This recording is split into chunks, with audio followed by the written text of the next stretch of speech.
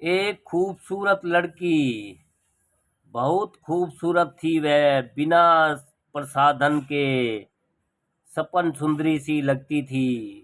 गोरा गोरा कोरा कोरा वदन था उसका। लोग कहते हैं बिना काजल के कजरारी लगती थी उसकी आंखें। वो जो भी परिधान पहनती थी एकदम जापानी गुड़िया लगती थी। वह जब हंसती थी मानो फूल ही फूल बिखर जाते थे चारों ओर। लोग यह भी कहते थे वह हिरनी की तरह दौड़ती थी, कोयल की तरह गाती थी। गांव भर में सभी स्नेह दिया करते थे उसे, और वह सभी का आदर वह अक्सर अपने बापू से कहती थी, बापू मैं विवाह बिल्कुल नहीं करूंगी।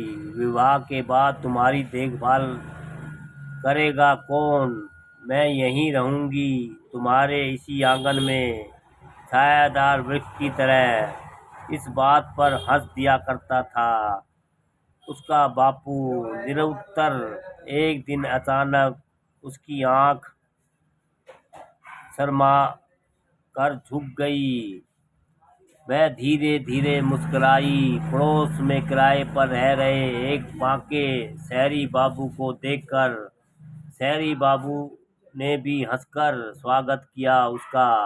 यह सिलसिला जारी रहा कुछ दिनों तक, छुप छुप कर और रात के सहा अंधेरे में। फिर एक रात गांव से दोनों गायब हो गए एकाएक, नल के पानी की तरह।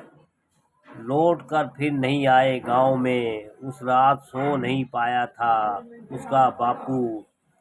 रोता रोता रोता रहा। उसके बाद कितने ही दिन और रातें गुजर गई इसी तरह, रोते बिलखते। एक दिन इसी तरह चल बसा उसका बापू इस दुनिया से। शहरी बाबू कब उस खूबसूरत लड़की को बैठा गया कोठे पर, दलालों के हाथ बेचकर। वह अनभिज्ञ थी, अनजान थी उसकी इस गहरी चाल से। आज वह खूबसूरत नहीं, आज कोई उसे स्नेह नहीं करता, आज कोई याद नहीं करता, आज कोई बेटी कहकर नहीं बुलाता उसे। आज वह नाचती है, गाती है, रोती है, एक खूबसूरत सी लड़की। दोस्तों बहुत बढ़िया कविता लिखी है, कोशिश की है समझाने की।